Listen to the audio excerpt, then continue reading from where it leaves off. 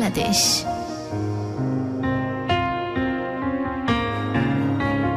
ভালোবাসার বাংলাদেশ। স্বাগতম সবাইকে আরো একটা বার ডিয়ার লিসনার্স, আপনারা আছেন এই মুহূর্তে শান্তর সাথে এবং শুরু হয়ে গেছে ভালোবাসার বাংলাদেশ। ভালোবাসার বাংলাদেশের এই মহা আয়োজন এবং মহা আসরে আপনাদের সবাইকে স্বাগতম। আশা করি সবাই ভালো আছেন। ওকে, শুনি এবার জীবনের কথা। একটু স্বাভাবিক লাগতেছে নাকি লাগতেছে না এখনো? হ্যাঁ লাগতেছে। শুনি সোহাগ, শুনি। আসসালামু আলাইকুম। কাকে দিলি আমারে? না সবাইকে? সবাইকে। ওয়ালাইকুম আসসালাম। ক্যাফা হালুকা কুল্লু কয়েশ মাফি মুশকিলা? মানে মুশকিল নাই তো, সব ঠিকঠাক? হ্যাঁ, সব শুনি সোহাগ। গুরু, আমি ছোট থেকে অনেকটা কষ্টে আমাদের জীবন গেছে। আমি যখন ছোট, আমার বাবা আমাদেরকে রেখা অনেক দূর চলে যায়। বল জান, গল্প বলতে হবে না। তোর বড় ভাইয়ের বুকে আয়, এ নাই আয়, কাছে আয়, কাছে আয় জান। আল্লাহ কি একটা অদ্ভুত কোলাকুলি জিনিসটা কিন্তু আমাদের কালচারে এমনি এমনি আসেনি। হৃদয়ের সাথে হৃদয় যখন মিশে যায় সবকিছু তখন অনেক বেশি ঠান্ডা হয়ে যায় জান। গুরু, আমি ছোটবেলা থেকে অনেকটা আমরা কষ্ট করে বড় হয়েছি। আমার মা আর আমি, এমনও দিন গেছে আমাদের ঘরে ভাত জোড়ে নেই।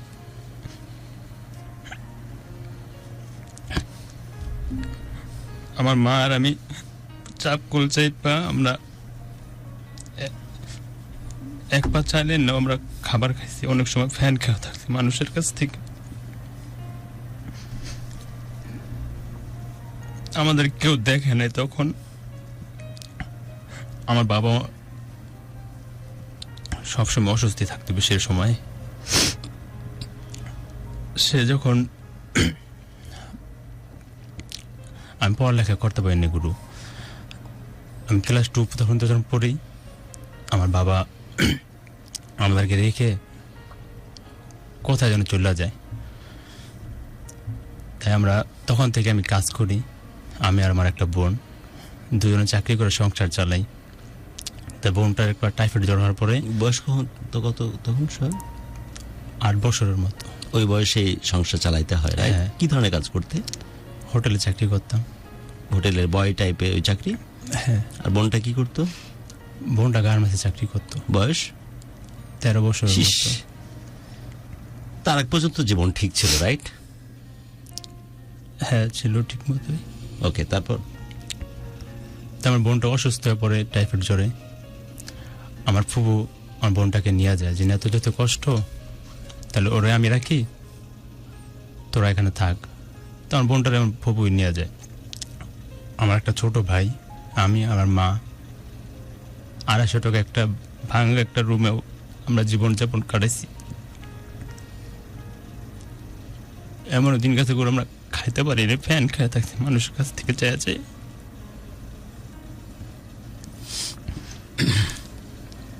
আমার মা আমার জন্য অনেক কষ্ট করছে গুরু,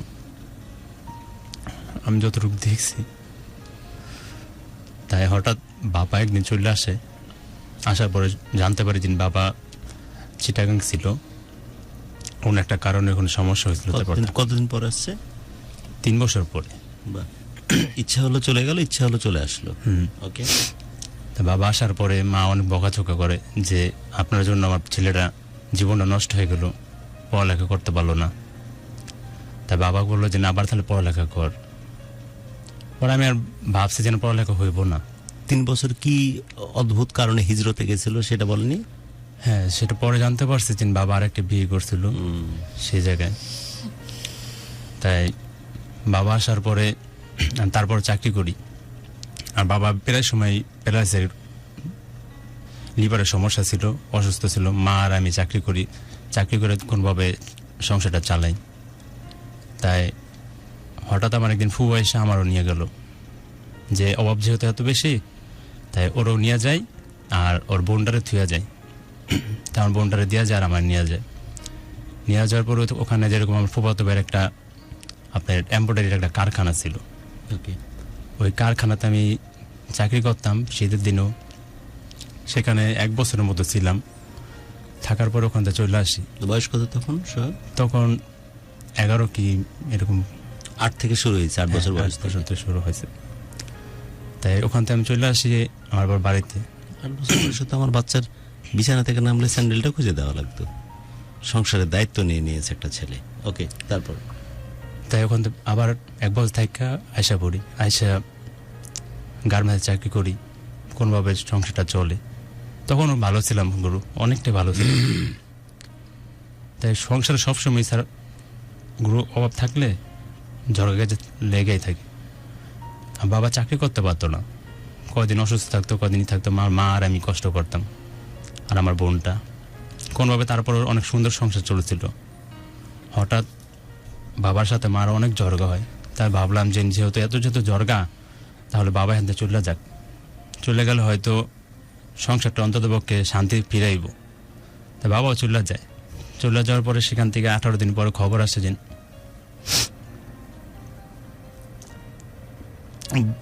বাবার অবস্থা বেশি ভালো না।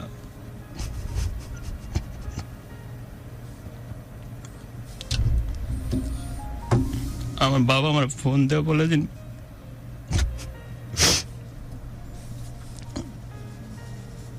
বাবা আমি হয়তো বাঁচবো না, তুই একটু দেখে রাখিস তোর পরিবারটারে।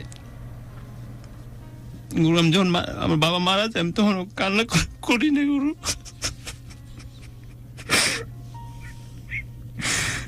যা, আমি আমার বাবারও অনেক ভালোবাসতাম গুরু। আমার বাবা যা মারা যাওয়ার পর আমার কেউ আজ পর্যন্ত গুরু একটু বলে নাই তুই কেমন আছিস, কি খাস। আমি সবসময় ভাবতাম আমার বাবারই মনে দোষ, কিন্তু আমি সবসময় ভুল ভাবতাম গুরু। আমরা 2 বোন 3 ভাই, এক ছোট ভাইটা প্রতিবন্ধী, আর আমরা 2 ভাই মোটামুটি আমার তো ছোট, ও পড়ালেখাই করতো। আমার বাবা যখন ছিল গুরু, আমি সবসময় ভাবতাম আমার বাপেরই মনে দোষ। আমার বড় বোনটা সবসময় আমার বাবাকে দেখতে পারতো না, তাই গুরু আমি সবসময় ভাবতাম আমার বাপেরই দোষ। তাই একদিন আমার বাপ মারা যাওয়ার আগে, যখন চলে যাবো তার কিছুদিন আগে, আমার বাপ বললো কি যে আমি আজ পর্যন্ত কোনোদিন তো তোর বড় বোনের বাসায় যাই নাই। তোর বড় বোনে বল ফ্রিজ কিনছে। তা আমি বললাম কি জিনিস, হ ফ্রিজ তো কিনছে। দেখতে বললো অনেক সুন্দর বাড়িটা। আমি বললাম হ। আপনার বোনের নিজের বাড়ি ছিল না, কোয়ার্টার পেয়েছিল কোম্পানি থেকে। তাই আমি সবসময় যেতাম আমার বড় বোনের বাসায়। তাই আমার বাবা বলতে চাচ্ছে যে তেমন একদিন নিয়ে যাবি, দেখবে একটু। ওরা আমি বললাম যে তা চলেন যাই। কিন্তু এই বাবা তো আপনার বোনের আসল বাবা না, না মানে আপনার মায়ের আগের ঘরের হ্যাঁ মেয়ে ছিল। তাই আমার বাপে 300 টাকার মতো বাকি নিয়ে একটা 2টা ডাব, কলা আরো ইত্যাদি অনেক কিছু কিনে আমার বলে চল যাই। তাই আমার খুব আমার বড় বোনের বাসায় থাকতো, তার মেয়েরা পালতো। তাই আমরা গেটে যাই। গেটে যাওয়ার পরে দারোয়ানে বলতেছে যে এটা কে। আমি তো সবসময় যাই, আমার চিনে। আমি বলছি আমার বাবা। তাহলে খারান কাকা, আমি আপনার অনুমতি নিয়ে আসি ভিতর থেকে। অনুমতির সাথে ভিতরে ঢোকা যায় না। তাই দারোয়ান যা বলে পরে আমার বড় বোন আমার ফুপুরদা পাঠানোর পর আমার বাবা বলতেছে কিরে তুই ওই জায়গায়, তাহলে চল ভিতরে যাই। পরে আমার ফুপু বলতেছে ভাই একটু সাইডে আয়, তোর সাথে কথা আছে। পর বল কি হয়েছে। তা বলতেছে যে তুই চলে যা। কে সর, আমি ভিতরে যাবো। মেয়ে বলে ফ্রিজ কিনছে, একটু ঠান্ডা পানি খাম। মাইসের তো ফ্রিজে পানি খাই নাই, আজকে আইসি সব ঠিক হয়ে যাব। না তুই চলে যা। পরে কইতাছে যে কে আমার ঢুকতে না করছে। কয় না, এখন তোর জামাইব, তুই অন্য কোনো সময় আইস। দারুণটা কইতাছে যে আমার কি একটু ঢুকতে দিবেন। আমি সে দূর থেকে দেখে আয় বলবো আমার নাতিনটার আর মেয়েটারে।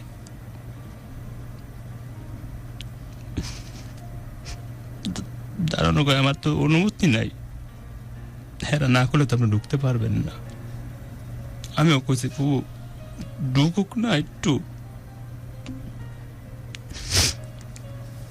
ফুবু কয়েকদিন পরে তুই জায়গা পাই। আমার বাপ ওদিন কাছে মানে কান্না করছে, আমার জীবনে আমি কোনোদিন এভাবে কান্দতে দেখি নাই। রাস্তা দিয়ে অনেক কান্না করছে গুরু।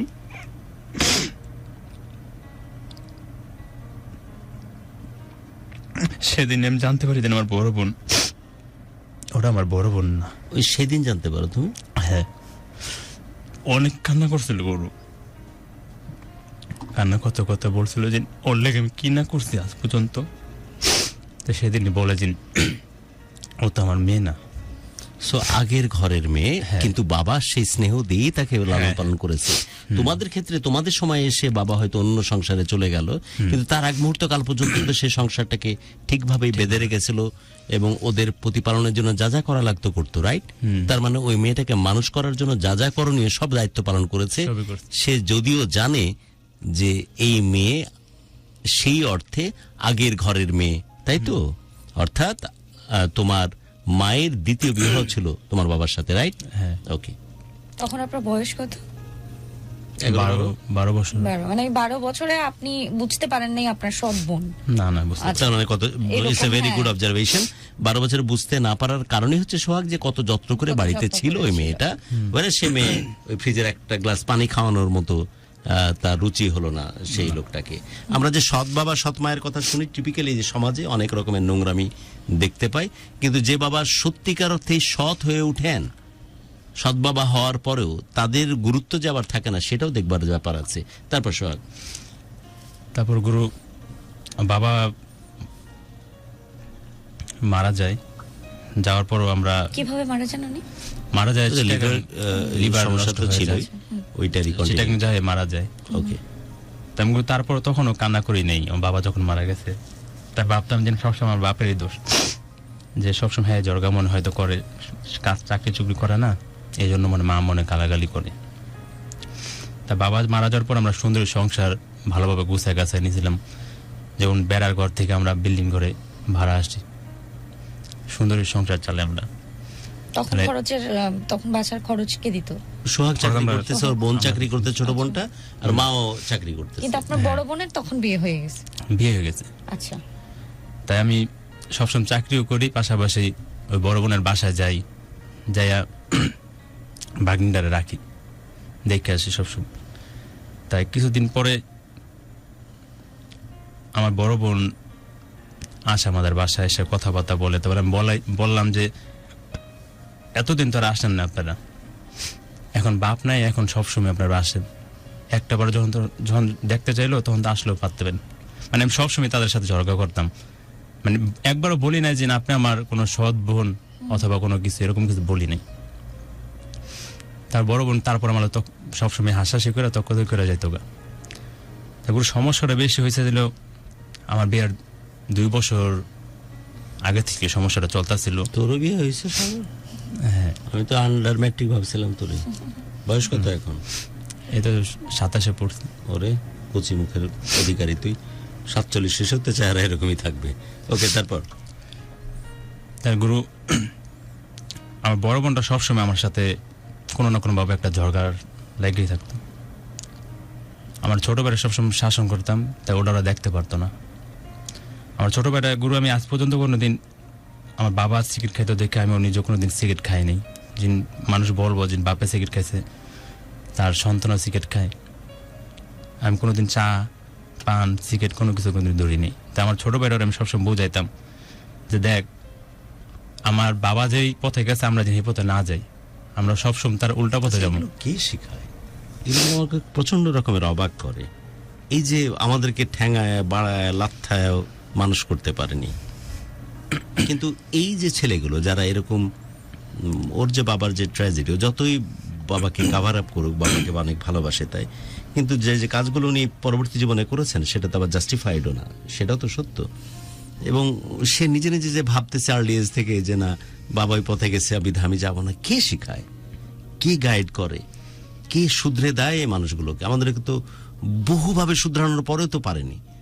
আমি বলতে আমাদের অনেকের কথাই বলতেছি যে আমরা তারপরও বাবা কর হই, ফ্যান্সি কর হই, মাদকতায় বা ড্রাগস ইনভলভ থাকি। সিগারেট বিড়িতে কোনো কিছুর মধ্যে পড়ে বলেই আমরা ভাবি না। সো এত সতর্কতার পরেও হয় না, সেখানে এই মানুষগুলো নিজে থেকে ভাবনা আসে, কে শেখায়? ডেফিনেটলি আল্লাহ রাব্বুল আলামিন, তিনি হয়তো পথ দেখিয়ে দেন। তারপর সব তারপর গুরু ওই ছোটবেলা সব শাসন করতাম, মানে কেউ এটা ভালো করতো না। তাই আমার মা সবসময় আমার দিকে তেমন একটা টান ছিল না আমার মার আগে থেকেই। ছোটবেলায় কিছু বললে হ্যাঁ রাগ হয়ে যেত। তাই ছোট ভাই করে যেমন আমার বিয়ের আগে থেকে আমি একবার আমার ঘর থেকে ফাঁকে বের ফাঁকে করে একটু আমি শান্তকে অনুরোধ করবো যে যারা আমাদের সাথে কানেক্টেড থাকে তাদেরকে থ্যাঙ্কস জানাতে। একবার বলা অবশ্যই। হয়নি, তারপরে এত কমেন্টস, এত লাইক এবং অলরেডি অনেক শেয়ারও হয়ে গেছে। বললে না জানি কি ঘটবে। আচ্ছা, আমরা যাচ্ছি পরবর্তী গল্পে। সোহাগ, তাই গুরু আমার ছোট বোনটার যখন বিয়ে হয়, তাই ছোট বোনটা সবসময় আমাদের সাথে থাকে, আমরা একসাথেই সবাই থাকা শুরু করি। তাই আমার সমস্যা ছিল একটাই, যে আমার বিয়ে হয়ে গেছে বোন, ও আলাদা থাকুক আমরা আলাদা থাকি, আর না হলে হয়তো সম্পর্কটা বেশি দিন টিকে না। তা আমার মা সবসময় বলতো যে না, মেয়ে যতদিন ঢাকা থাকবে ততদিন আমাদের সাথেই থাকবে। তাই এসব ব্যাপার নিয়ে যেরকম আমাদের টুকটাক ঝামেলা সবসময় থাকতোই। আর আমার যে ছোট ভাইটা, ওরা ওরা মানুষ বানাতে পারি না গুরু।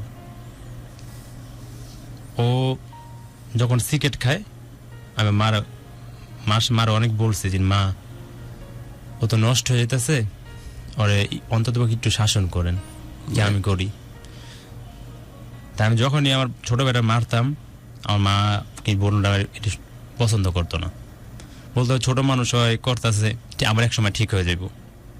কিন্তু ঠিক হইতে হইতে এমনই ঠিক হয়েছে গুরু, ও এখন মাদক মনে করেন সেবন করে, যতটুকু আমি শুনছি, জানছি, দেখছি। তাই সমস্যার সবচেয়ে বেশি গুরু শুরু হলো আমার বিয়ের পর থেকেই। মা চিন্তা করলো যে যেহেতু এত ঝামেলা, তাহলে ওরা বিয়ে করে দিই। মার পছন্দ মতো একটা মেয়ে দেখলো, দেখে তারাই বিয়ে করাইলো। বিয়ে করার 22 দিনের মাথায় মা, আমার বড় বোন গ্রাম থেকে আসলো। বড় বোন আসার পরে আমার একটা জিনিস জানবার ইচ্ছা, যে বড় বোন সৎ বাবা হওয়ার পরেও যে বাবা ওকে এমন ভাবে লালন পালন করে, কেউ টেরও পায় না যে সৎ মেয়ে এই সংসারে আছে। সেই মেয়ে যে এক গ্লাস পানি খাওয়ানোর সুযোগ পর্যন্ত দেয় না তার বাপকে, তার তো পণ্ডিতি খাটে কিভাবে তোমার পরিবারে? বিকজ বোধহয় তার মা বেশি প্রায়োরিটি দেয়, কারণ ওর অবস্থান ভালো, তাই? হ্যাঁ, এবং বাড়িতে ফ্রিজ আছে, কোয়ার্টারে থাকে, তাই? এবং ওনার মায়ের আগের ঘরের সন্তানিনী, যার সেই কারণে কারণে হয়তো তার একটা এক্সট্রা একটা কেয়ার ওর ব্যাপারে ছিল আগে থেকে। আরেকটা জিনিস সোহাগ জানবার খুব ইচ্ছা হচ্ছে, যে বারবার তুমি বলতেছিলে যে আমরা বাবাকে ভুল বুঝেছি, মৃত্যুর পরে আজ বুঝি আমরা আসলে আমার বাবাকে ভুল বুঝেছিলাম। তার মানে সঠিক তোমার বাবা ছিল, তাহলে ভুল কি ছিল তোমার মা? এটা শুনবার আগ্রহ থাকলো, শুনতে চাই। আমি মনে হয় সঠিক জায়গাতে কোয়েশ্চেনটা করেছি। হ্যাঁ, 5 দিনের মাথা যখন বড় বোন আসলো আমাদের বাড়িতে, তাই কি রে? সরি, আমরা এক ঘরে থাকি, আমার ছোট বোন এক I ঘরে love থাকে। the sound, but কি কারণে? মানে কোনো একটা প্রবলেম হয়েছে, রাইট? কোথাও আর এক ঘরে দেখা থাকে যেরকম আমার মা আর ছোট ভাই। তা বড় বোন আসার পরে মার সাথেই থাকে ও এক ঘরে, আর আমরা এক ঘরে থাকি। তার মা ফজরের সময় নামাজে যখন উঠে, তাই মা আমার ঘরে টোক্কা দেয় 2-3 বার। 2-3 টোক্কা দেওয়ার পরে যেরকম আমি অনেক রাত করে ঘুমাই, 3টা বাজে 2টা বাজে ঘুমাই, এই জন্য যেরকম রাগের মাথায় যেরকম বলছে যে কে এত রাতে চিল্লাচিল্লি করতেছে। তা তার কিছুক্ষণ পরে যেরকম আমার বউটা দরজা খোলা দেওয়ার পরে দেখে মায়ে পাকঘরের ভিতরে নামাজ পড়তেছে। তাই সকালবেলা যখন হয়, তখন আমার বউ আমার বলতেছে যে আমার দেখলাম যে পাকঘরে নামাজ পড়তেছে, আপনি যে রাগ হয়ে কইলেন, হ্যাঁ এরা শুনতে পারছে, অনেক রাগারাগি করছে, তাহলে মাথায় বেশি একটা নিয়ে নিই। আমি কিছুদিন হয়তো নামাজ পড়তে পারে। তাই মার আবার বলছে যে আপনি রাত্রেবেলা ডাক দিয়েছেন মা, আমি তো ঘুমের চোখে কি থেকে কি বলছে জানি না, কিছু মনে কিছু করে আমি চলে গেছি কাজে। বিকালবেলা যখন কাজের থেকে আসি, তখন দেখি যে ঘরের ভিতরে একটা মিটিং চলতেছে। মিটিং এর নেতৃত্বে কি যথারীতি বড় বোন? হ্যাঁ, বড় বোন। বাহ। তাই আমি আসার পরে যেরকম দেখি ছোট ভাইটা সারা রাতে ওই রাতে ঘরে আসে নাই শুনছি। তাহলে আসার পরে একটা টেক্সট আমিও নিই, যেহেতু আমি অনেক সময় টেক্সট পড়ি না। ঢাকা থেকে শুনছি, একটা টেক্সট পড়বার জন্য এতগুলো টেক্সট পড়তেছে। সোহাগ রানা লিখেছেন, তারপর লিখেছেন যে ওই চশমি সাপি আই লাভ ইউ, মানে তোকে মেনশন করেছে। Thank you. আর শফি হোসেন লিখেছে আও করেন, মানে আরেকবার আও করতে বলেছে তোকে। তারপর গুরু আমি ছোট বাইরে ফোন দিয়ে যেরকম বাসা আনছে, আনার পরে বলতেছে যে তুই সারা রাত কোথায় ছিলি। কোথায় আমার এক বন্ধুর অনুষ্ঠান আসলে, অনুষ্ঠান আমি বললাম অনুষ্ঠান আসলে তুই তো করে বইলা যাস নাই। তা এক কথা দুই কথা যেরকম ছোট বেড়ে যে রাগ হই, ছোট ভাই উল্টা আমার উপরে রাগ হয়ে যায় যে তুমি সবসময় আর কৈফত দেওয়ার কে। তা আমি বললাম আমি কৈফত দেওয়ার কে, তুই জানাস না আমি কে। হ্যাঁ মানে স্বাধীনতা চাই। হ্যাঁ, তা এক কথা দুই কথা যেরকম চিল্লাচিল্লি হয়, এর ভিতরে যেরকম আমার বড় বোন এসে কথা যে তুই ওর লগে এইভাবে খারাপ ব্যবহার করতে হচ্ছে লিগা। ও কি ভূমিকা রাখে বড় বোন, পরিবারে কি ভূমিকা রাখে আদৌ? হ্যাঁ পুরোটাই মানে ওই ম্যান্ডিং করে। হ্যাঁ ও তো লিডার বুঝলাম, বাট ভূমিকা কি রাখে? টাকা দিয়ে, পয়সা দিয়ে? সেটা আমি সঠিক এখনো জানি না, কিন্তু আপাতত যত শুনতে পারছে যে যত টাকা পয়সা যত লেনদেন আছে সবকিছু ওর কাছে আপনার মা করে। আর আপনার এই যে ভাইয়ের কথা বললেন, ইনি কি আপনার বাবার ঘরে? হ্যাঁ হ্যাঁ। আচ্ছা আচ্ছা আচ্ছা। তাই ওই বলতেছে তোর সমস্যা কি, বাইরে থাকলে হয়তো একদিন থাকতেই পারে বন্ধু বান্ধবের সাথে। এরকম এক কথায় দুই কথায় তকাতকিতে বলতেছে যে কালকে রাতে যখন মা নামাজ পড়তে তোর ঘরে টোকা দিল তুই কি লেগে খারাপ ব্যবহার করলি। তাই আমি বললাম আমি তো তখন তার শুনি নাই যে মা নামাজ পড়তে এখানে কিসের জন্য আইসে, আর নাহলে আরো তো দুইটা ঘর ছিল, ওই দুই ঘরে তো নামাজ পড়তে পারতো। হ্যাঁ আমার ঘরটা কি নামাজ পড়তে আমার? এটা হাস্যকর। নতুন বিয়ে হয়েছে না তোর? নতুন বিয়ে হয়েছে, ছেলে বউ শুয়ে আছে, আর ওই ভোর রাতে উঠে নামাজের জন্য ওই ঘরটাকে বেছে নিতে হবে, এটা হাস্যকর। আমি জানি যে ওই জায়গাতে যে আমার মা বা আমাদের মারা হতেন হয়তো ওই উঠানে দাঁড়িয়ে নামাজ পড়তেন, কিন্তু প্রশ্নই আসে না সদ্য বা নব্য বিবাহিতা সন্তানের ঘরে কেউ টোকা দিবে ওই ফজরের সময়। হাস্যকর। মনে কিছু করিস না, তোর মাকে খুব সাসপিসিয়াস মনে হচ্ছে আমার। তারপর গুরু তোর মা আগে একটা বিয়ে করেছিল, রাইট? তোর বাবা সেকেন্ড, থার্ড কোনো গল্প আসেনি? না। আচ্ছা শুনতে থাকি।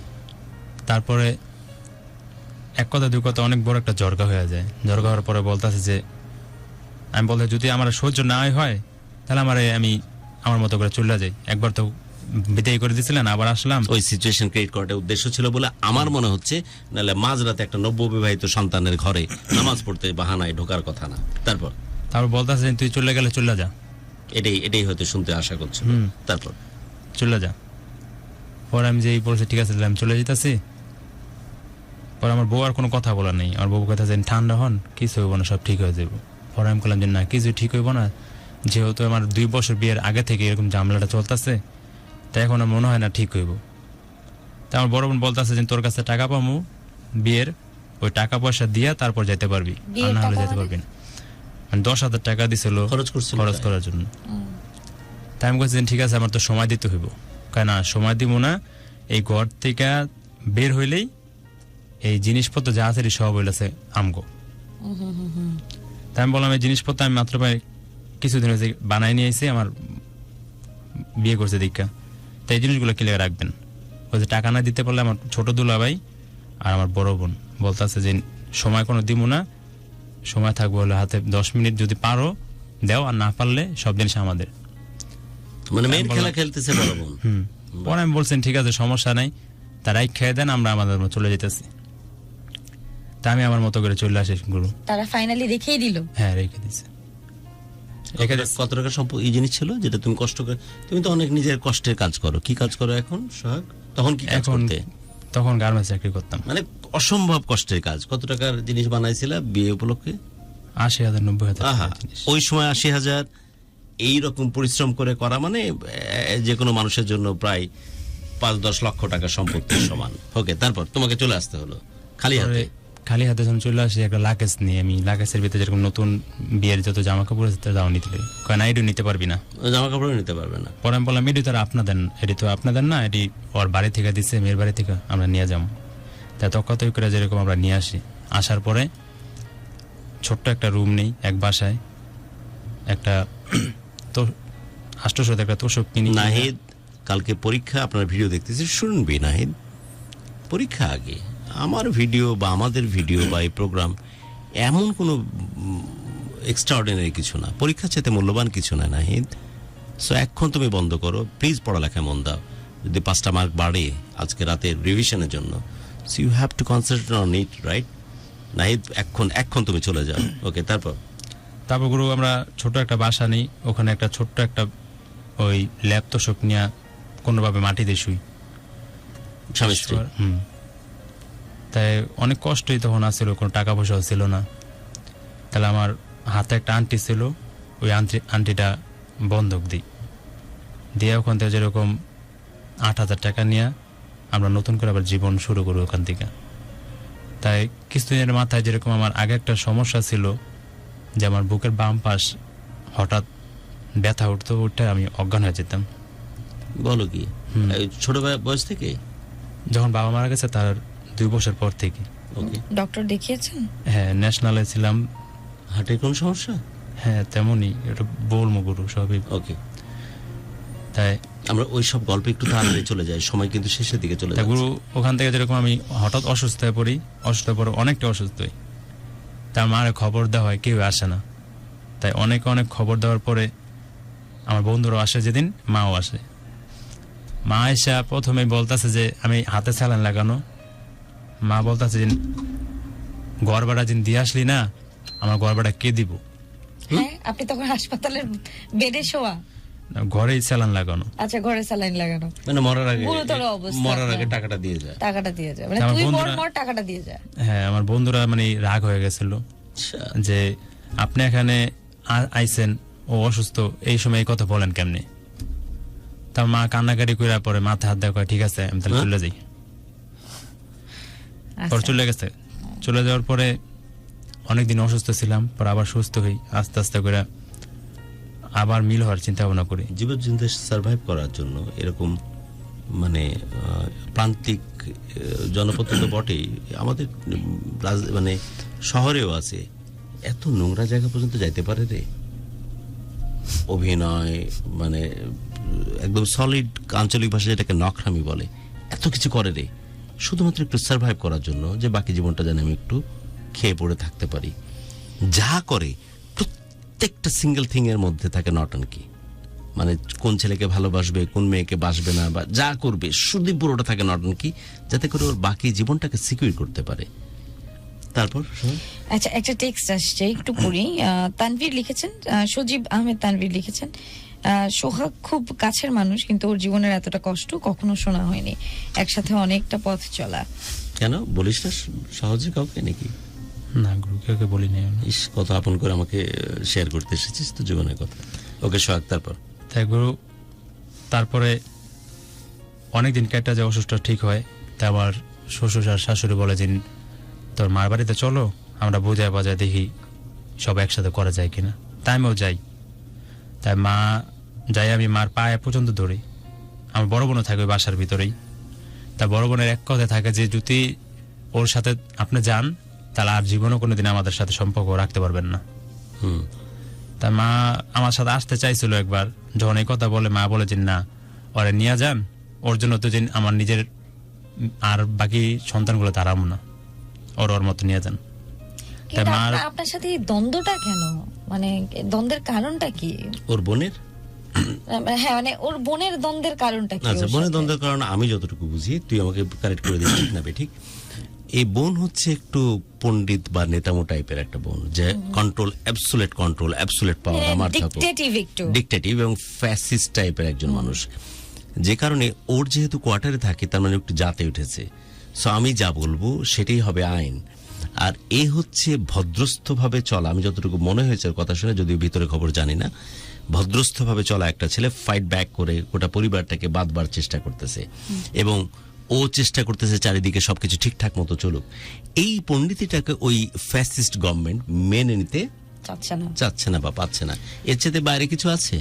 না না, এরকম টাইপের কি ব্যাপার ছিল? না না, সবসময় আমার বড় বোনের সাথে ওই বাবার নিয়ে এরকম।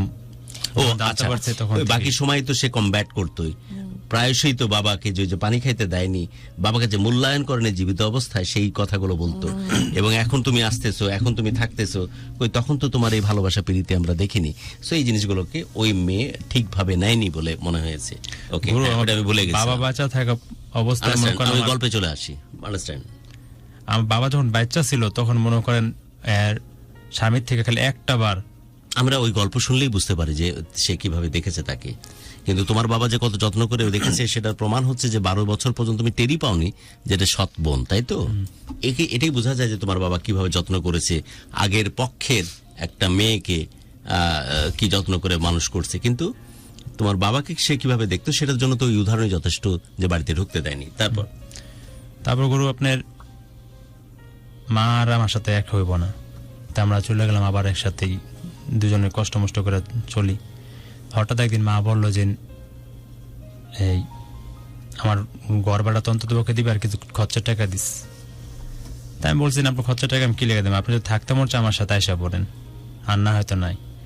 তা মা গ্রাম থেকে আমার এক খালুরে আর হইতেছে এক ভাইটার কথা জানতাম না, কিন্তু খালুরা আসবো যেন এটা আমি জানতাম। সে হঠাৎ ফোন দেওয়া করলো যে তুই তোর বাসায় আয়, কেউ কিছু কইব না, আমি তোর সাথে খালি একটু কথা বলবো, আর তোর শ্বশুরে নিয়ে সাথে নিয়ে এসেছিস। তারপর আমি সেদিন বুঝতে পারি না যে না আসলে সেদিন গেলে এরকম কিছু হইব। আমি তখন অসুস্থই, আমার বুকে ব্যথা নিয়ে তারপর যাই যে দেখি কি বলে, অন্তত হয়তো কিছু একটা সলিউশন নাইব। যাওয়ার পরে আমার খালু আমার বিচার করলো যে আচ্ছা ঠিক আছে, আচ্ছা, তারপর তুই তোর মার সাথে কি লেগে এরকম খারাপ ব্যবহার করস। তা আমি বললাম যে আমি তো খারাপ ব্যবহার যেহেতু করি, তাহলে আজকের পর থেকে হয়তো আর এক কথা লাগবো না, আমি আমার মতো থাকি, হ্যাঁ হ্যাঁ মতো থাকুক, কাছা তোর একসাথে থাকা লাগবো না, তুই খরচের টাকা দিবি কিনা এটা কো। তা আমি বলছি যে কনসার্ন হচ্ছে খরচের টাকা। তা আমি বলছি যে না, একসাথে না থাকলে তো দেওয়া সম্ভব না আমার পক্ষে। এ কথা বলার সাথে সাথে যেরকম আমার ওই খালাতো ভাই আমার অনেকগুলো থাপ্পড় দেয়। থাপ্পড় দেওয়ার পরে আমি ওখান থেকে আবার চলে আসি, যে আমি এত অসুস্থ, তারপরে যেহেতু আমার কাছকে মারলো আর আমি কোনোদিন এক হবো না। তো এভাবে চলে আসার পরে তারা কোনোভাবে আবার অনেক কিছু করে, অনেক জায়গায় বিচার দেয় যে খরচা টাকা দেই না। কিন্তু গুরু আমি একটা কথা বলেন তো, মানে এটা হচ্ছে আমার পার্সোনাল কোয়ারি, সেটা হচ্ছে আপনার মায়ের কি কোনো সেভিংস ছিল, আলাদা কোনো সেভিংস? হ্যাঁ হ্যাঁ, আপনার মায়ের কত টাকা সেভিংস ছিল আনুমানিক? সেটা এখন জানতে পারছি, কিন্তু আনুমানিক আমি বলতে পারবো না যে কত আছে। কত লাখখানেক? এর বেশি। আচ্ছা, এর বেশি। আচ্ছা, এখন ওই টাকাটা আপনি এই যে আপনার মায়ের সেভিংস ছিল, এটা আপনি কি পরবর্তীতে জানতে পেরেছেন? এটা আগে তো জানতেন না? না, এটা আগে জানতেন না, কিন্তু আপনি আপনার মাকে যে কাছে রাখার যে প্রয়াসটা, যে চেষ্টাটা আপনি চালিয়ে গেছেন, এটা কি শুধুমাত্রই মা হিসেবে, হ্যাঁ, নাকি আপনার মায়ের টাকা পয়সা জমানো না, না, ছিল না, না। সেই জন্য আপনার মাকে আমি তো সেটা দিলেন? জানতামই না যে কিনা। আসলে মার টাকা পয়সা আছে কিনা। আচ্ছা, ঠিক আছে, ওকে। তা মার সাথে শুধু একটা আমার ছিল যে গ্রামের বাড়িতে শুনছি একটু জায়গা আছে, তা আমি সবসময় ভাবতাম যে জায়গাটা অন্তত পক্ষে আমার যে আপনাকে প্রতিবন্ধী ভাইটা, হ্যাঁ হ্যাঁ, অন্তত পক্ষে ও তো কিছু করতে পারবো না, ওর নামে আমরা কিছু তোমরা করে 3 ভাই 2 বোন, একটা তো হ্যাঁ, ওকে। প্রতিবন্ধী। তারপর আমরা সঙ্গে গল্পটা শেষের দিকে যাই। তাই- ওকে, তারপর ওখান থেকে গুরু মনে করেন আপনার অনেকদিন যাবত আমরা আলাদা থাকি। থাকার পরে হঠাৎ একদিন মার সাথে আমি আবার যাই, যাই বলি যে মা অনেক তো হইলো, আপনি কি লিগা তো কষ্ট করেন, মানুষের বাদে শুনি বলে কাজ করেন, আপনি এই করেন, মানুষও খারাপ কয়, আমাদের সাথে একসাথে এসে পড়েন। আর ছোট ভাইটা কদিন থাকুক বাইরে, কষ্ট বুঝলে এমনি ভালো হয়ে যাবে, তো কাজ কাম করে না, সারাদিন ঘুরে, আপনি কি লিগে কাজ করবেন? আমরা 2 ভাই থাকতে, ওই ছোট ভাইটা কাজ করতো না, সবসময় ঘুরতে ফিরতো, ওই বোনটাই ওরে যা খরচ দিত ওই দিয়ে চলতো। তাই মারা অনেক বোঝানোর পরে মা বলো যে ঠিক আছে দেখি কি করা যায়। তাই অনেক বোঝানোর পর মা আসার পর আমরা আবার একটা ফ্ল্যাট নিই, নিয়ে এখন একসাথে থাকি। বেশি দিন জানা গুরু, মাত্র 2 মাস। 2 মাস পর আবার মা মনে করেন একটা ঝরকা সৃষ্টি করে দেয়, যে যখন গ্রামে যায় বড় বোনটার ফোন দেয়, তখন একটা না একটা ঝামেলা সৃষ্টি করে। তারপর তো শুরু করলো নতুন করে যে আমার বউ হয়তো আমার কোনো পরামর্শ দেয়, এই পরামর্শের জন্য হয়তো আমি এরকম কিছু একটা করি। অ্যাজ ইউজুয়াল, ছেলে কিছু বললে সব দোষ গিয়ে বউদের ঘাড়ে পড়ে। পরে আমি বললাম যে ঠিক আছে, এত সমস্যা হয়, আমার বউ আজ পর্যন্ত গুরু কোনোদিন মারেনি, কোনো বাজে কোনো মন্তব্য এখনো করে নাই। ওকে, তাই ওখান থেকে গুরু মনে করেন আপনার ওখান থেকে গুরু মনে করেন আপনার আয়সা পড়ি, কি কয়? মা আবার 2 মাস পরে কোনোভাবে ঝরগা লেখা, আমি মার সাথে অনেক খারাপ ব্যবহার করি, অনেকটাই খারাপ ব্যবহার করি। মারামারিতে যাসনি তো? না না না না, ওরকম কিছু না। মুখ খারাপ করিস? হ্যাঁ। ওকে, তারপর? তা আমার ছোট ভাই আমার শরীরে হাত দেয় এক পর্যায়ে। পরে আমার ফুফা এসে যেরকম আমাদের আবার আলাদা করে দেওয়া যায় যে না আর কোনোদিন কোনো সময় এক হবি না, তুই তোর মতো থাকবি, হার মতো থাকবো। তাই বললাম আচ্ছা ঠিক আছে, সমস্যা নেই। এরকম ভাবে গুরু 2-3 বারই মিল হই, আমরা আবার আলাদা হই। লাস্ট কিছুদিন আগে যখন আমরা 4 মাস আগে নরমাল ঠিকঠাক থাকে, বাট বড় বোন এসে যে যখন এই বোনরাই করে তখনই সমস্যাটা শুরু হয়, বুঝতে পারছি। তাই আমার সব তো সমস্যাগুলো হয়েছিল। তোমার বইয়ের পক্ষ থেকে কোনো দোষ কি কখনো চোখে পড়ছে তোমার? না না, ওরকম কোনো কিছু হয়নি, আজও পর্যন্ত হয়নি। তারপর তা মা যখন লাস্টবার চলে যায় তখন আমি অনেকটা সমস্যা থাকি, সহ্য করতে না পেরে গুরু মনে শাড়ি করেন পরানোর জন্য একদল মানুষ পাগল হয়ে আছে। এখন যে টেক্সটটা আছে কি নাম ওর আমি জানি না, যেগুলো বারবার উঠতেছে নীল ক্যাফের বন্ধুত্ব, এই ধরনের নাম কোত্থেকে আসে আমি জানি না, বাট সবাই ডিমান্ড যে একদিন শাড়ি পরুক। ওয়েস্টার্নে দারুণ মানায় শান্তকে, that's for sure, but sari পরতে দেখতে মন চায়, এমনটা জানাচ্ছে সবাই। ওকে, তারপর সোহাগ শেষে দিকে তারপর গুরু আপনার অনেক সমস্যা হওয়ার পরে আমি চিন্তা করলাম আমি দেশে না থেকে এখানে চলে যাই, হয়তো অন্তত পক্ষে কোনো দরকার কাছে কিছু থাকবো না, আমি একদম শেষের দিকে যাবো এবার। হ্যাঁ, আমি এখানে চলে যাই। তাই গুরু করোনার ভিতরে অনেকটাই কষ্ট করি, যে কোনোভাবে চলতে পারি না, অনেক কষ্ট আমার হয়। পরে আমার বউরে বললাম কি ঠিক আছে তাহলে তুমি থাকো, আমি হাতে চলে যাই। তাই গুরু তখন আমার বাচ্চা প্রেগনেন্ট ছিল 2 মাসের, আমি ওটা রেখে আপনি ইন্ডিয়া চোরাই পথে চলে যাই। ইন্ডিয়া? হ্যাঁ, কেন রে?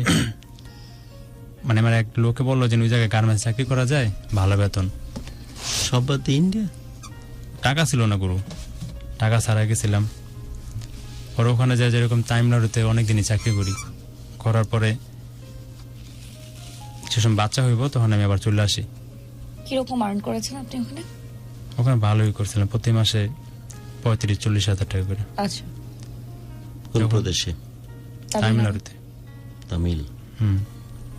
তাই ওখান থেকে চলে আসার পরে গুরু আবার একসাথে হইলাম, মার বুঝায় বললাম, ওখান থেকে টাকা পাঠাইতাম মার কাছেই, বউরে সবসময় দোষতাম যে তুই কি লেগে মার লগে থাকস না, যতই অপরাধ করুক। সামহাও তুমি তোমার মাকে কানেক্ট রাখার জন্য চেষ্টা করতেছো, টাকাও পাঠাচ্ছ মায়ের হাতে। আমি গুরু সবচেয়ে আমার খারাপ লাগছে গুরু, আমি টাকাও পাঠাচ্ছ মায়ের হাতে, বইয়ের হাতে না। না না, তোমার জায়গা থেকে তুমি যে কথাগুলো সত্য হয়ে থাকে তোমার জায়গা থেকে সর্বোচ্চ চেষ্টা করেছো। তারপর আমি গুরু আপনার আমার বউ মনে করেন যাওয়ার পরে আমার বউর সাথে আমি একদিনও কোনো ভালো ব্যবহার করিনি, ভাবতাম আমার বউর সবচেয়ে দোষ, কিন্তু আমার কাছে থাকবো না যতই অপরাধ করুক। তাই আমি ওর ছোট বোনটার সাথে আবার একসাথে হই। সোহাগ, তুই সময় মতো কেন ধরতে পারিস না কার কখন দোষ?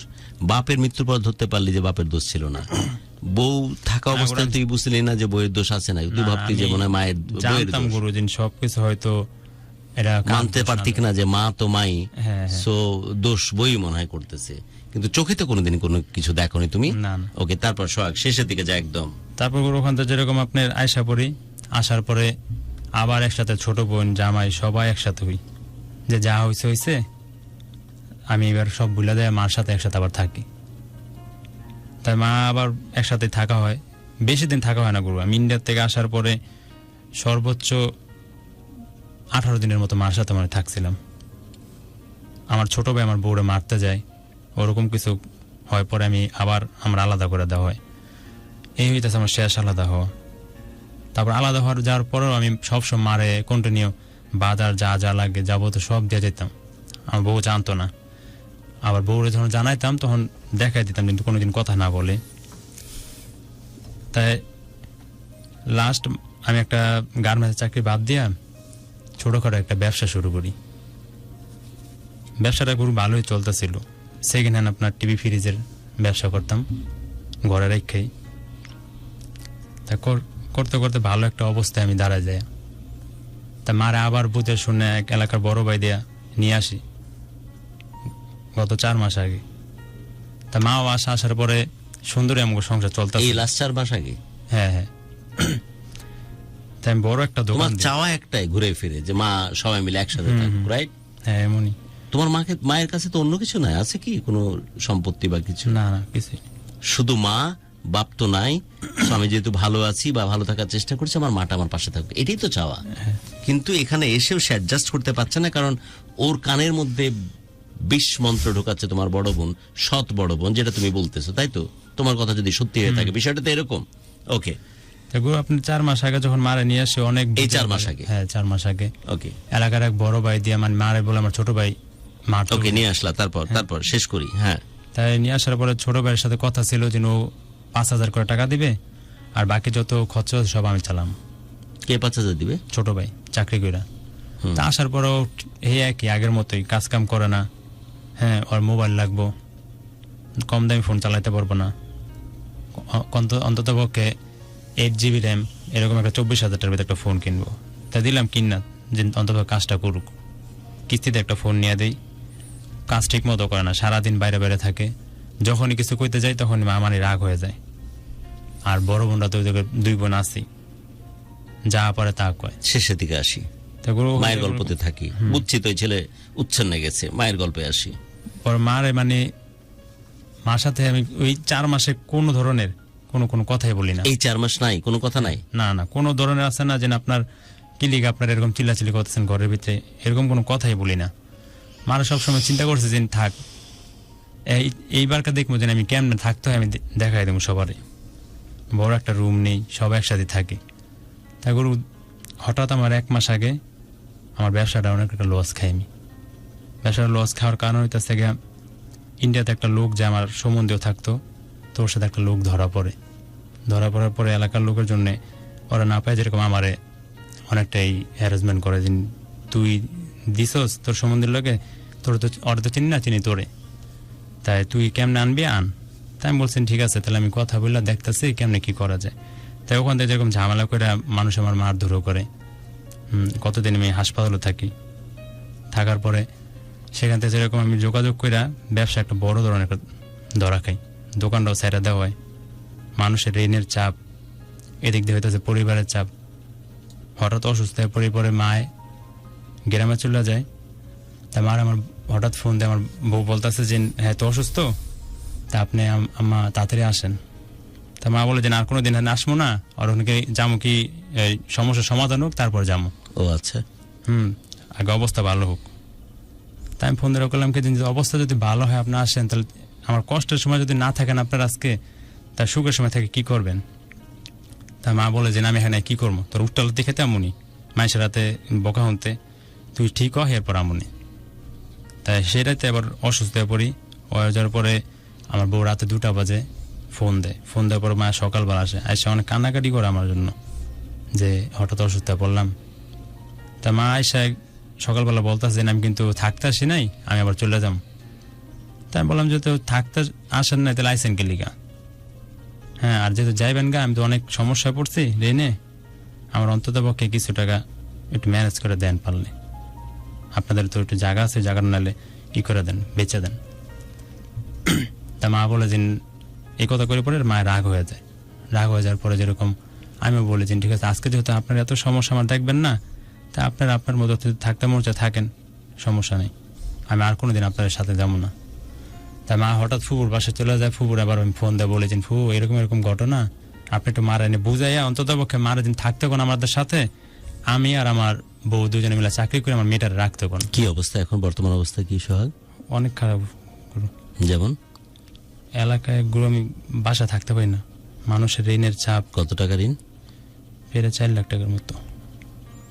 বিজনেস কত টাকা ছিল যে বিজনেসটা আপনার যখন রান করতেছিল? 6 লাখ টাকার মতো।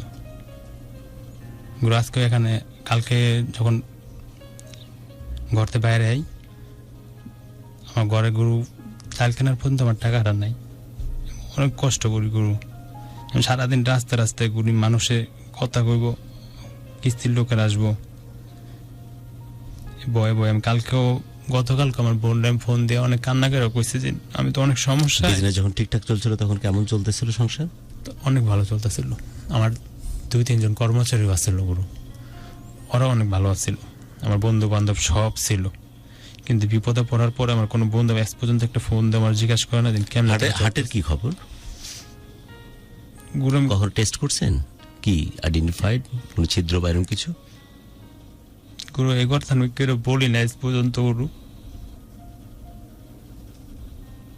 আমার পরিবারও কই না, আমি টেস্ট করছিলাম গুরু, আমার হার্টে একটা সিদ্ধ আছে গুরু, আমি আজ পর্যন্ত কেউ কই নাই গুরু, আমার সবাই কর টেস্ট কর টেস্ট কর, আমার টেস্টের কাগজ কোনো সময় দেখায় না করে।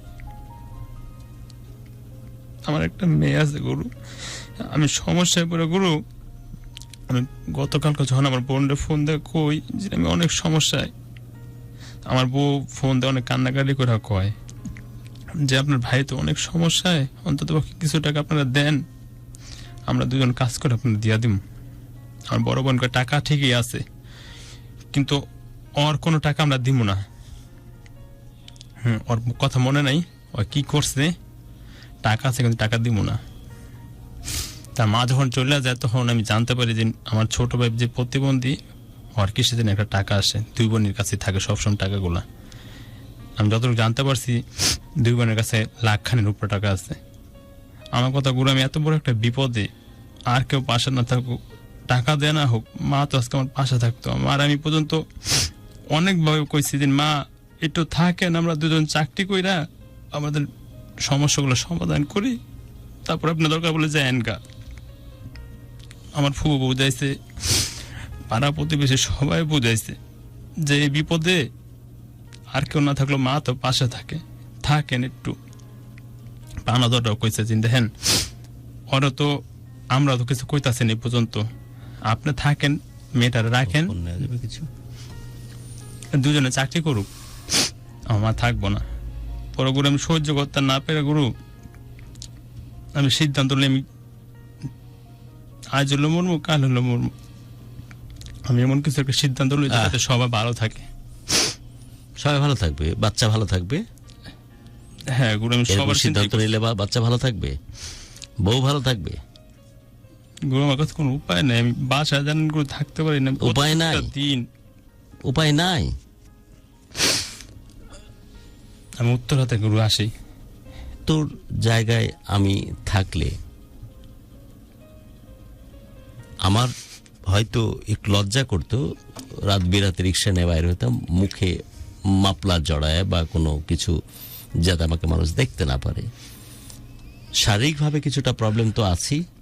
তুই যখন বারবার বলতেছিলি যে মাঝে মাঝে অজ্ঞান হয়ে যায়, এটার জন্য তখন আমার ব্রেনে এটা স্ট্রাইক করছিল। কেন করছিল জানি না, যে কারণে হার্টে ছিদ্রির কথাটা বললাম।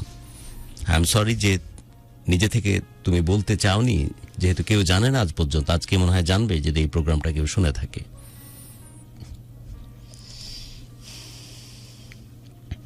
কিন্তু তোমাকে যতটুকু আমি দেখতেছি সোহাগ, এবং তুমি যে বয়সে আছো, আসলে কি এতখানি জরুরি যে মানুষের হাতে হাতে পায়ে পায়ে ঘুরতে হবে? মাত্র 4 লাখ টাকা ঋণ কি একটা মানুষের জন্য, এই বয়সে একটা ছেলের জন্য এত পাহাড় সমান কিছু, যে সে পাহাড়ের নিচে তাকে অভিশপ্ত জীবন যাপন করতে হবে, নিজের জীবনটাকে শেষ করে দিতে হবে? আসলে কি তাই?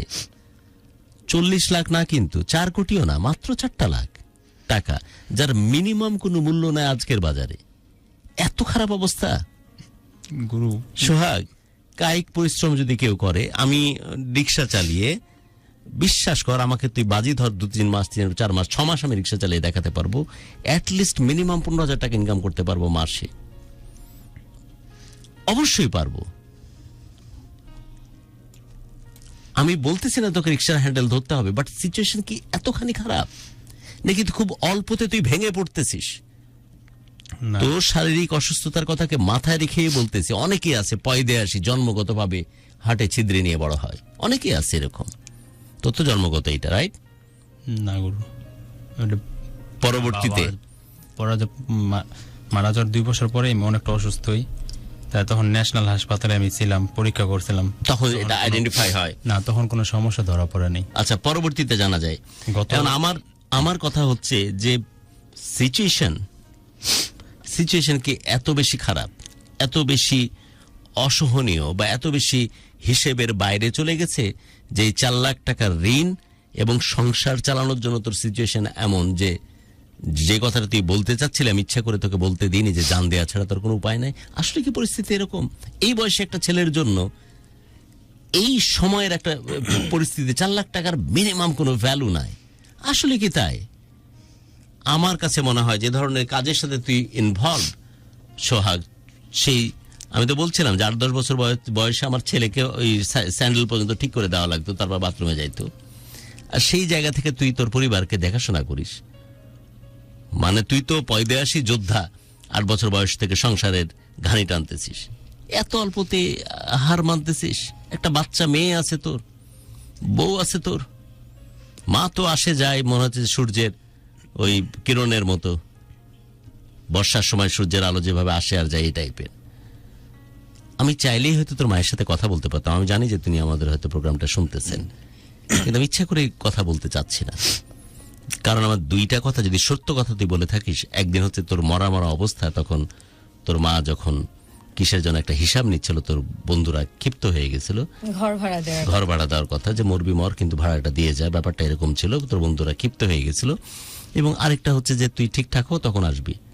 এরকম মা বেটা দরকার নাই। শোন, তোর যদি অনেক মা মা করতে মন চাই, রাস্তার পাশে বয়স্ক মানুষ অনেকে আছে, কাউকে ধর্ম মা পাতায় নি, সেরকম মায়ের কাছে বারবার ছুটে যায়। এখন যদি কোনো ব্যাপার থাকে, ধর সম্পত্তি বা কিছু, যার একটা অংশ তোকে দিলে তুই বাঁচতে পারবি, তাহলে আলাদা ব্যাপার। বাট সত্যি যদি আবেগের কারণে, মায়ের কারণে মায়ের পিছে পিছে ছুটিস, মা শব্দটা উচ্চারণ করার জন্য, তার পেটে জন্ম নিলেও তাকে মা বলে সম্বোধন করা উচিত না। যে মায়ের মুখ থেকে ছেলের মৃত্যুর সময় এ ধরনের কথাবার্তা আসে যে ঠিক আছে ভাড়াটা কেন দিলি না, মরছিস ঠিক আছে, বাট ভাড়াটা কেন দিয়ে গেলি না।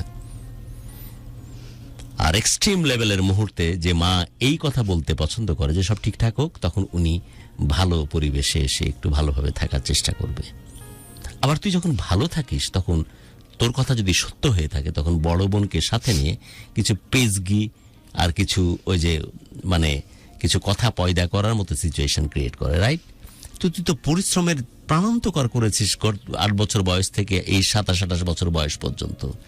দেশে তো বটেই, তেলেগু পর্যন্ত চলে গেছিস। তোর ভয় হচ্ছে মাত্র 4 লাখ টাকা সিকিউর করতে? এত আত্মবিশ্বাসে ঘাটতি কিভাবে পড়লো তোর? এত অসুস্থ কি তুই এখন? এত এত এত ঘাটতি বিশ্বাসে পড়লো কেমনে? তোর বাচ্চার বয়স কত? মেয়ের বয়স কত? 1.5 বছর। নাম কি তার? জান্নাত। নাম তো দিছিস একদম জান্নাতি টাইপের নাম। যে দরদ নিয়ে তোর বাপের জন্য তোর কান্না হয়, দীর্ঘ নিঃশ্বাস আসে, আর যে দরদ নিয়ে তোর মা তোকে আপন করে না, তুই জানার পরেও সেই মাকে কলেজার মধ্যে পুরে রাখার জন্য বারবার তার কাছে চলে যাস, ছুটে যাস। আর এই এই এই রকমের মহব্বত, এই রকমের ভালোবাসা নিয়ে তুই বড় হয়েছিস। তোর মায়ের প্রশ্নে, তোর বাবার প্রশ্নে এই ধরনের ফিল তো তৈরি করে, যে কারণে জানিস যে বড় বোন একটু পয়সাওয়ালা মানুষ, ওর সাথে সম্পর্ক দিয়ে চললে তোর একটু লাভ হবে, লস হবে না। তারপরে তোর বাবাকে কেন ঘরে ঢুকতে দেয়নি, সেই কারণে সেই বোনকেও, তুই বড় বোনকেও কিন্তু পর করে দিয়েছিস। তার মানে বোঝা যায় যে কি পরিমাণ মহব্বত আর টান তোর মা এবং বাবার প্রতি। আর তুই নিজে 1.5 বছরের মেয়ে জান্নাতকে পর করে দিচ্ছিস। ওর টান থাকতে নাই, রাইট? সমস্ত টান ভালোবাসা শুধু তোরই থাকতে হবে, রাইট? জান্নাতে থাকতে নাই। জান্নাত যখন বড় হয়ে খুঁজবে কুত্তা, রাস্তা রাস্তা ঘুরবে বাবাহীন অবস্থায়, আত্মহত্যার কথা বলতেছিস, ওই পারে চলে যাওয়ার পরে আল্লাহ অবশ্যই কাউকে দেখার সুযোগ দেখ আর না দেখ, আমরাও চাচ্ছি তুই যেন দেখতে পাস যে তোর মেয়ে জান্নাত কিভাবে কুকুর মাছের মতো, কুকুর বিড়ালের মতো মানুষ হচ্ছে। নিজেকে ক্ষমা করতে পারবি সেদিন?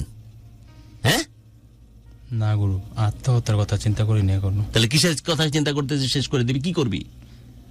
গত 10 দিন আগে গুরু একটা উত্তরাতে আইছিলাম। কি করবি? কি করবি? আমি গুরু একটা বলিস না পুলিশে ধরে নিয়ে যাবে। কি করবি? খারাপ কিছু করবি? বড় ধরনের কোন একটা ডিসিশন নিছি। কি কি কি বড় ধরনের? না না, আরে বেটা তোরা পুলিশে ধরবে, কি করবি? অমুক করে ফেলবি, দিয়ে টাকা ইনকাম করবি, এরকম? হ্যাঁ, এটা ওনার দ্বারা সম্ভব না। তা কি করবি? কি সেটা? জান দিয়ে দিবি? তাহলে কিডনি বেচবি? লাঠি দিয়ে তোর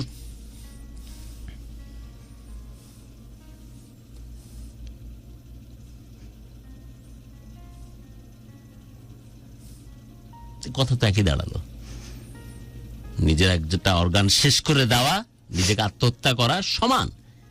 আর যখন মরে যাবি আল্লাহ যেন তোকে কপালে দেখানোর সুযোগ করে দেয় যে জান্নাত রাস্তাঘাটে কুকুরের মতো মানুষ হচ্ছে, তখন নিজে ক্ষমা করতে পারবি?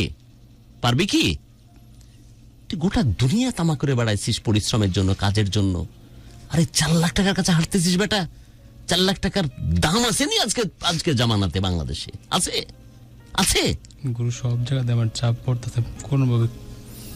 বেটা তুই কাম করতেছিস না, পালায় বেড়াচ্ছিস। তাই কাজের মধ্যে ঢুক আর সব মানুষগুলোর সাথে কথা বলার চেষ্টা কর এবং তাদের একটা লিস্ট করবি। আজকে 2টা কাজ করতে পারিস। একটা হচ্ছে নদীতে চলে যাবি গোসল করতে। গোসল করার আগে বালুতে গিয়ে নাম লিখবি, রহমান পাই এত টাকা, শ্যামল পাই অত টাকা, যতন পাই এত টাকা দিয়ে তুই পা দিয়ে বালুর লেখাটা মুছিয়ে দেবে, বলে কোনো শালা আমার কাছে টাকা পায় না।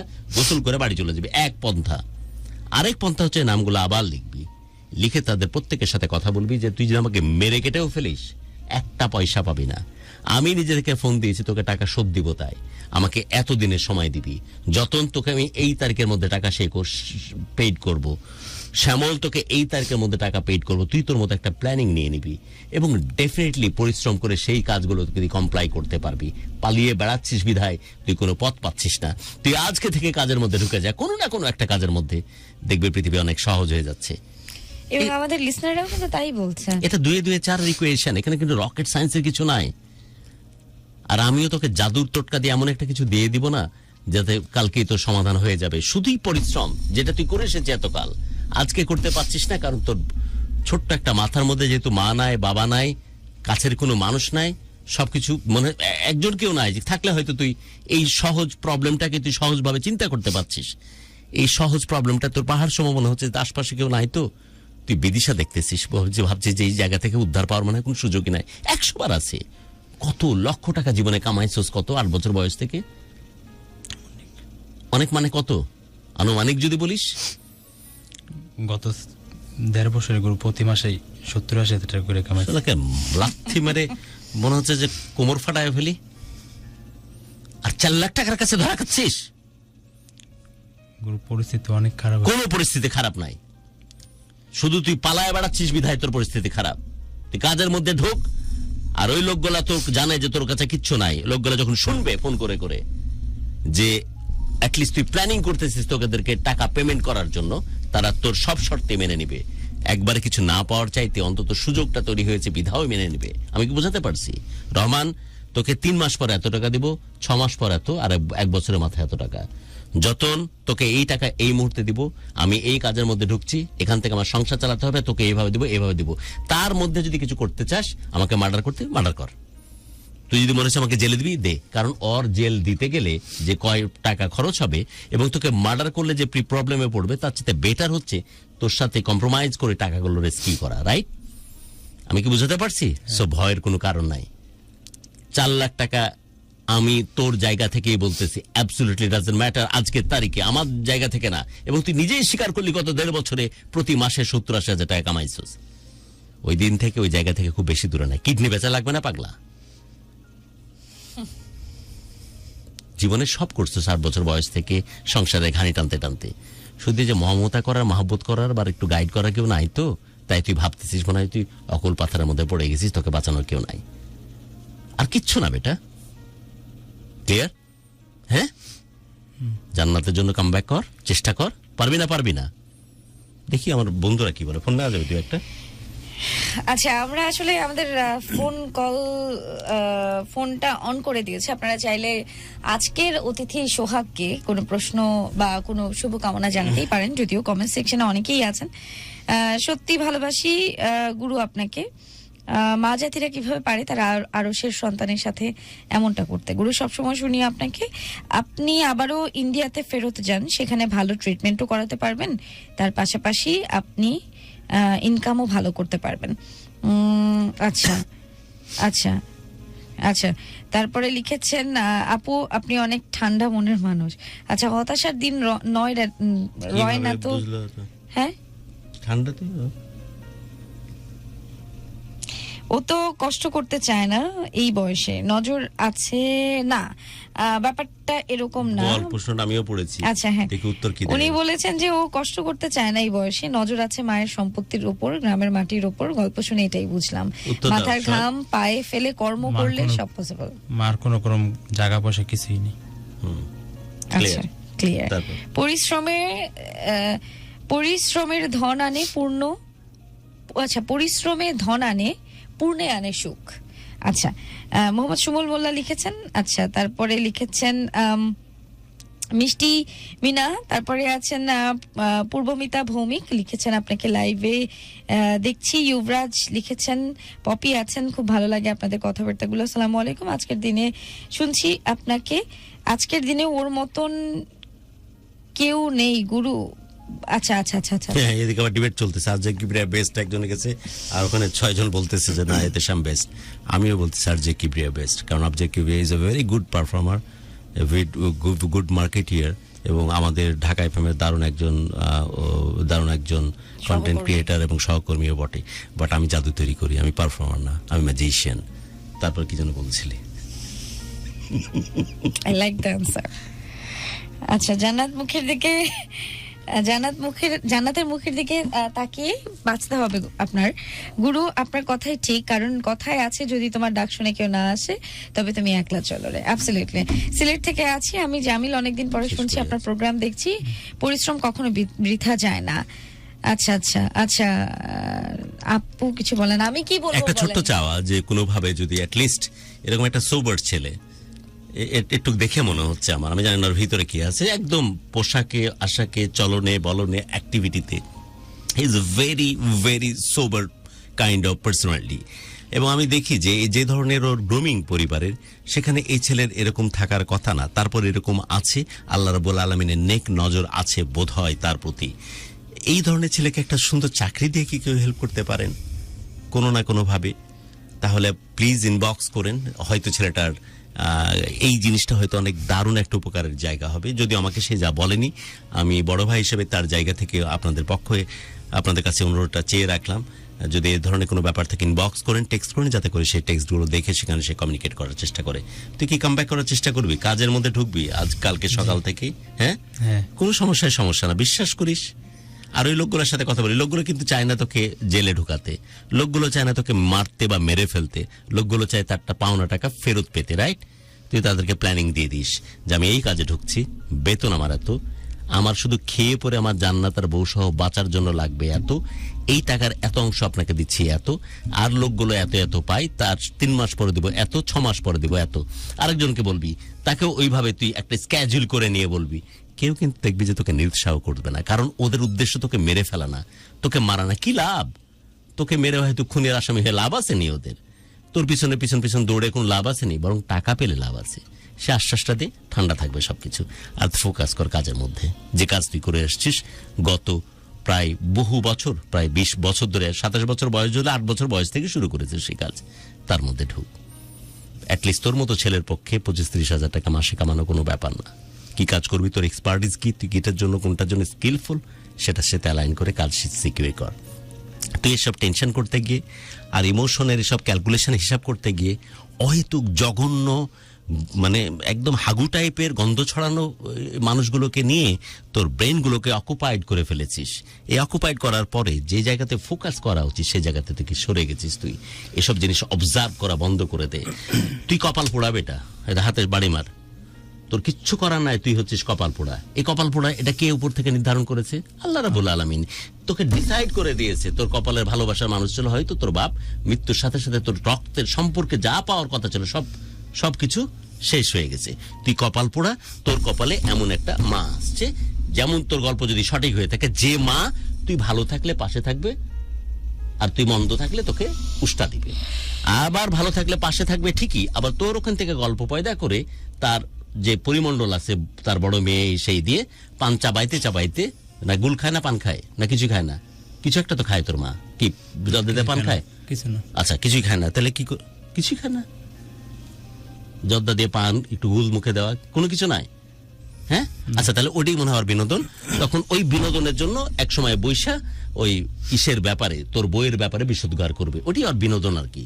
ওটাতে ধর গ্যাস কমে, একটু হজম শক্তি বাড়ে, বুঝছস না, আয়ুও বাড়ে। মানে বিনোদন টিভি সিরিজও তো দেখে না, দেখে যেটি জি বাংলা এসব দেখে, সিনেমা দেখে, ঘুরতে যায়, ভালো খাবারের জন্য লাফালাফি করে, কিচ্ছু না, মানে ওটি বিনোদন আর কি। তোর বইয়ের বিরুদ্ধে বিশুদ্ধার করে একটু সময় কাটাবে। সো জরুরি না যে সবাই কপাল করে আসবে। আর মানুষ মায়ের যে বর্ণনা বইয়ে, সিনেমাতে, লেখাপড়াতে করে মানুষ হয়, সবার কপালে এমন মা জুটবে, জরুরি কি? হ্যাঁ জরুরি? তাহলে তো বেহেস্ত হয়ে যেত।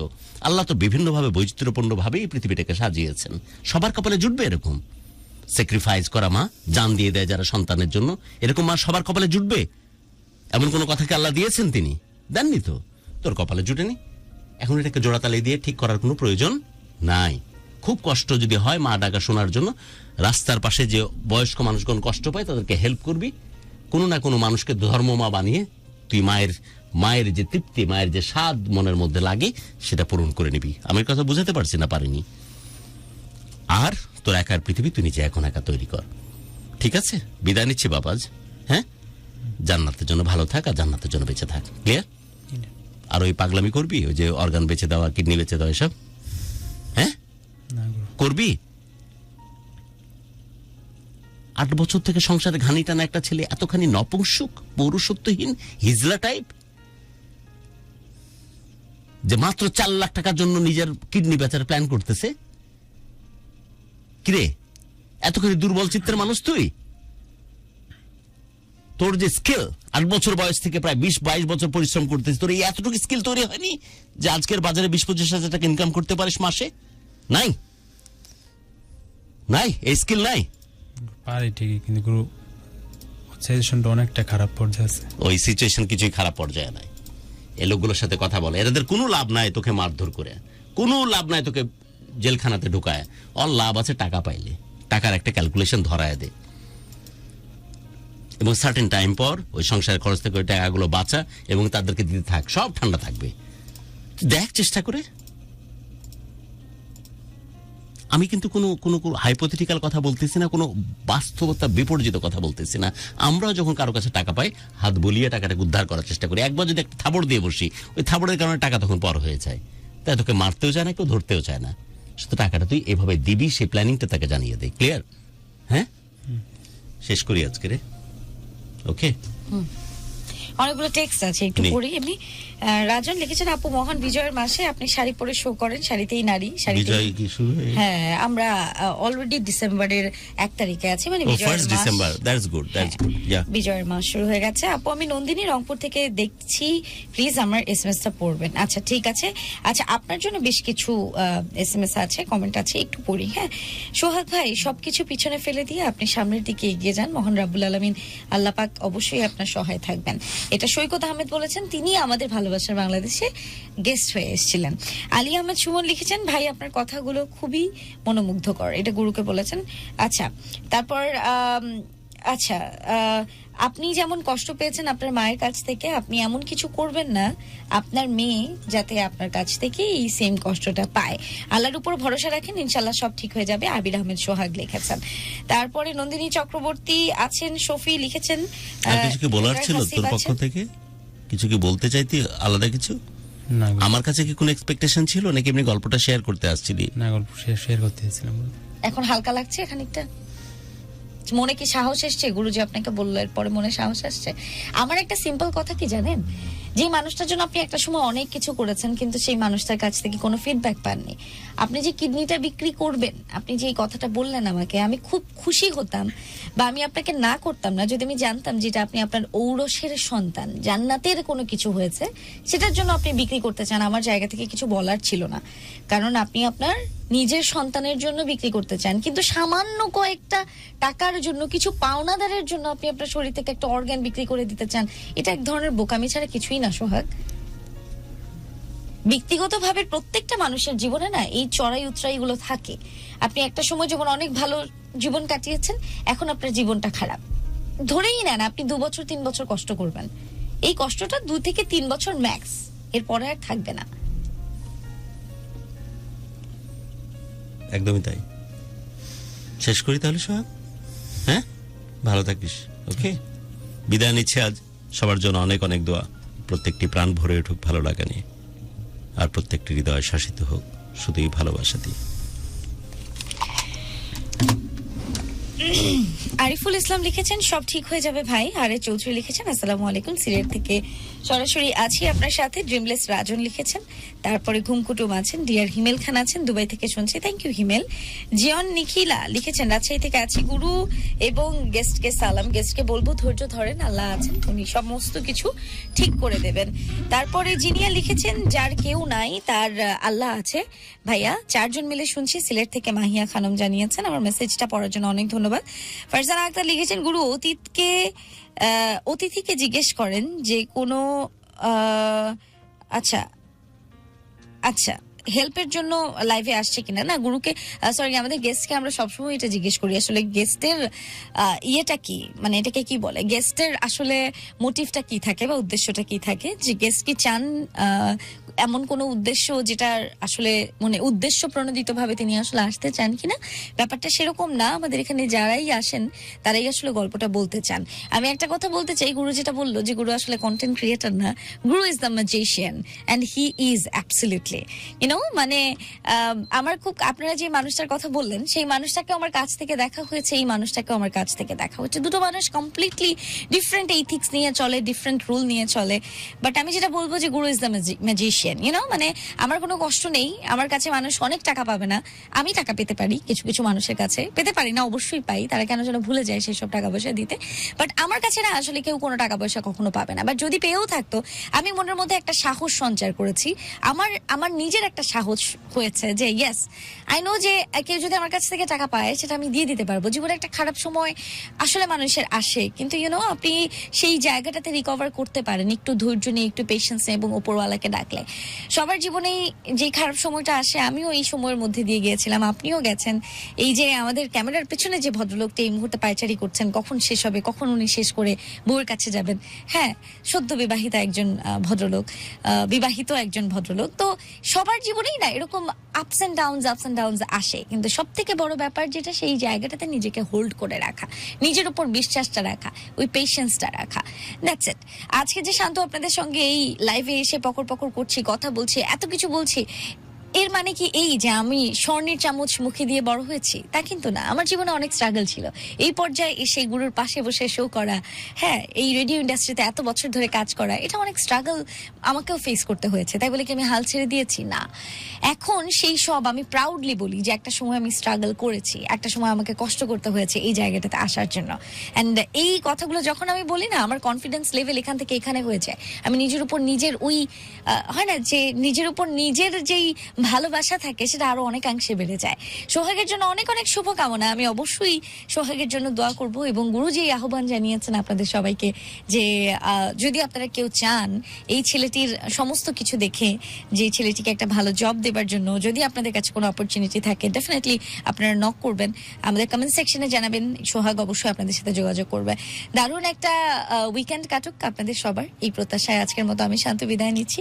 সবাই খুব ভালো থাকবেন, সুন্দর থাকবেন। যাওয়ার আগে একটা ছোট্ট কথা বলবো, যদি চান আপনারা আপনাদের জীবনের গল্পগুলো শেয়ার করবেন তাহলে 01841904904 এবং যে পেজটিতে এই মুহূর্তে আমাদেরকে লাইভ দেখছেন এই পেজের ইনবক্সে আপনি গল্পটি রেকর্ড করতে পারেন, অথবা মানে ভয়েস রেকর্ড করতে পারেন, অথবা টাইপ করেও লিখে জানাতে পারেন। আর এছাড়া যে নাম্বারটি বললাম 01841904904, এটা হোয়াটসঅ্যাপ নাম্বার। এই হোয়াটসঅ্যাপ নাম্বারে আপনার গল্পটিকে আপনি ভয়েস রেকর্ড করে অথবা টাইপ করেও পাঠিয়ে দিতে পারেন।